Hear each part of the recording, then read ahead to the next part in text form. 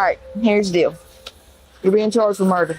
I never put my hands on you again. 37-year-old Nicole Woodard sits in that interrogation room, desperately denying any involvement in her husband's death. But just 48 hours earlier, Daniel Rayburn was found brutally beaten in his own front yard, a gunshot wound to the back of his skull. I called them and told them to come beat his ass. I was fucking tired of the bullshit.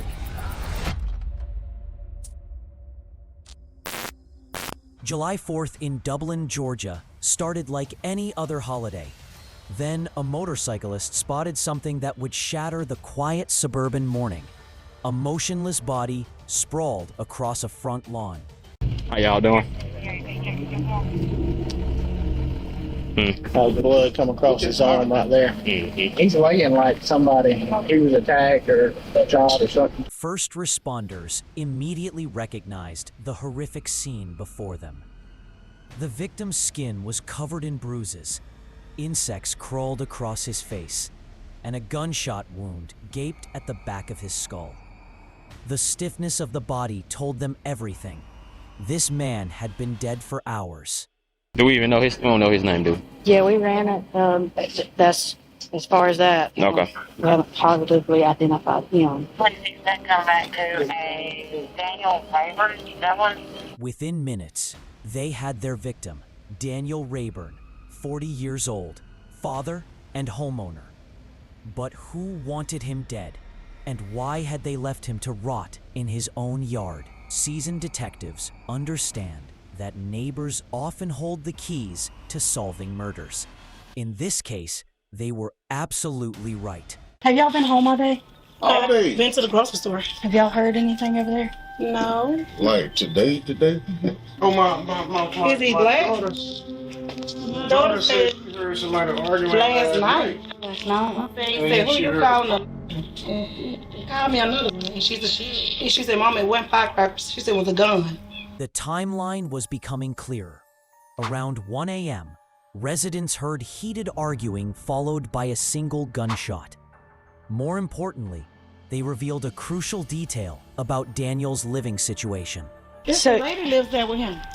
I mean, she can't. That's the same lady that came up with her name is Nicole. Nicole? Yeah. Is she younger, older? Or? She's younger than us. So I'm 43, so she might be in her early 30s, early to mid 30s. Nicole, a name that would soon become central to this investigation. But where was she now? And why wasn't she the one who discovered Daniel's body? Officers approached Daniel's home with caution, unsure if they'd find another victim or a dangerous suspect inside. Police department. Police department. Police department. All right, so female's gone. You got a female name? Where? All we know is it's a white female by the name of Nicole. Yes. Right here. Nicole Woodard. The house stood empty, showing no signs of violence or struggle. However, investigators struck gold when they discovered a letter revealing the mystery woman's full identity. Brandel Lee Nicole Woodard, Daniel's wife. But Nicole's disappearance was about to take an even stranger turn. What y'all know about it? I don't think the neighbors saying that they heard subjects arguing last night and a possible one gunshot. Hey, see with you or? Yeah, they said it's supposed to be a white female staying with them. First name by Nicole. We went in and cleared it. Nobody ain't in there, but it's a letter in there with her name on a piece of paper with Nicole Woodard on it. That name, we just picked up a person at Applebee's with the same name, 37 years old. Had seizure, throwing up. The timing was suspicious. Just hours after Daniel's brutal murder, Nicole suffered a convenient medical emergency at her workplace. Was this genuine distress or a calculated alibi attempt? Detectives wasted no time tracking Nicole to the hospital.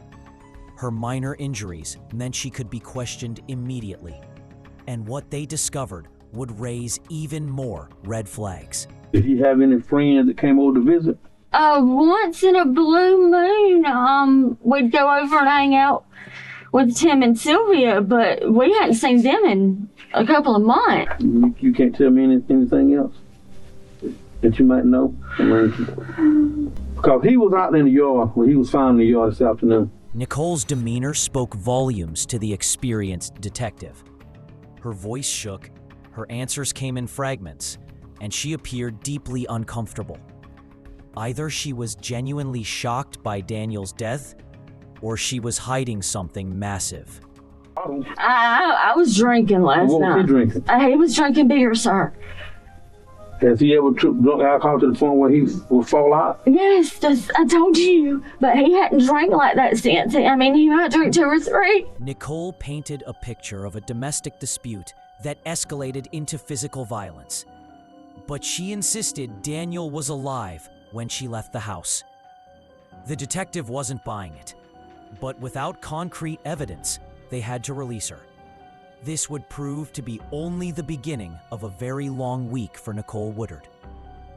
Back at the crime scene, investigators expanded their search beyond the house itself.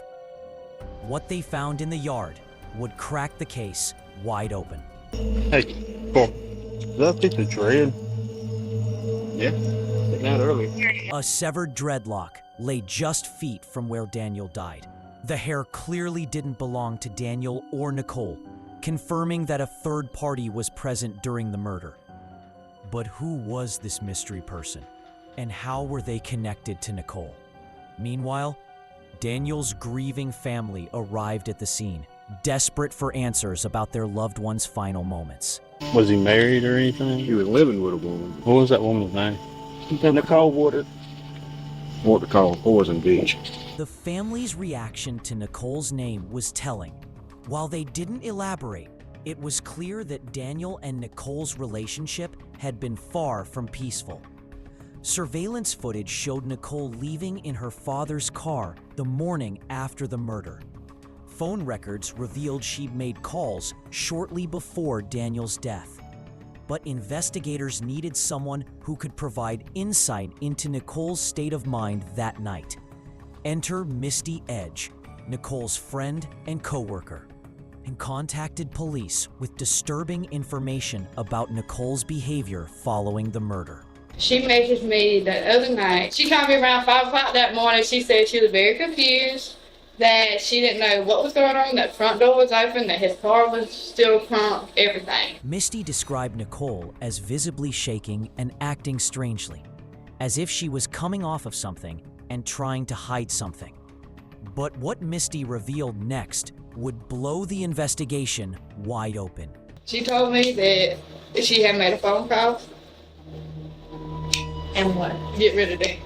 She also said she wants him dead, but then she don't want him dead. The pieces were falling into place. Not only had Nicole witnessed Daniel's murder, but she may have orchestrated it through a series of phone calls. It was time to bring her in for round 2. This time, there would be no walking away. Investigators arranged to meet Nicole at her sister's house, armed with new evidence and prepared to break her down completely. All right, here's the deal. You know why we're here? Yes, ma'am. Then, unfortunately, what are we here about? Daniel and him not being here anymore. And y'all suspect because of the fact that me and him have been fussing and fighting and stuff so much lately that I may have had something to do with it, and I swear I don't. I mean, I've told him at times, yeah, you're gonna keep on beat your ass or some shit like that, but I swear I've never put my hands on it. Detectives sensed Nicole was painting herself as the victim, while subtly deflecting blame onto Daniel. But they weren't falling for her carefully crafted narrative. Listen to me. It's always better, and I know you talked to the detective the other day. It's true that things have changed, and we know some stuff that you did. We need you to come forward and tell the truth. Under intense pressure, Nicole began to crack. The stress was visible. She was shaking, nervous, and starting to reveal fragments of the truth. I suspect that my foster brother may have had or adopted brother may have had something to do with it, because I did call them and I did ask them for help to get me out of there. I called Tops, which is Hewlett Reed, and I asked him if he would come over and calm me down and stuff. And I called Andrew and Tom and told them to come over and find out what was going on. But detectives knew she was still holding back crucial details. they pushed harder, using the surveillance footage as leverage. Listen, there was camera footage across the street, so let's talk about it, okay? I never saw anything happen. I heard him out there fussing and stuff, and then they left. With her back against the wall and detectives closing in physically, Nicole finally broke down completely. Called them and told them to come beat his ass. I was fucking tired of the bullshit. But I didn't think that they would do it. They've never done it before. And then I was scared. And I didn't know that he was dead. With this confession, detectives had everything they needed. Nicole was arrested and charged with her role in Daniel's murder. Nicole Woodard and Thomas Harper both accepted plea deals, pleading guilty to voluntary manslaughter. They likely received sentences ranging from 10 to 20 years in prison for their roles in Daniel Rayburn's brutal death. But here's what I want to know. If you were in Nicole's situation, trapped in what she claimed was an abusive relationship, would you have made that same deadly phone call? Or do you think there's never any justification for orchestrating someone's murder, no matter how desperate you feel? Let me know your thoughts in the comments below.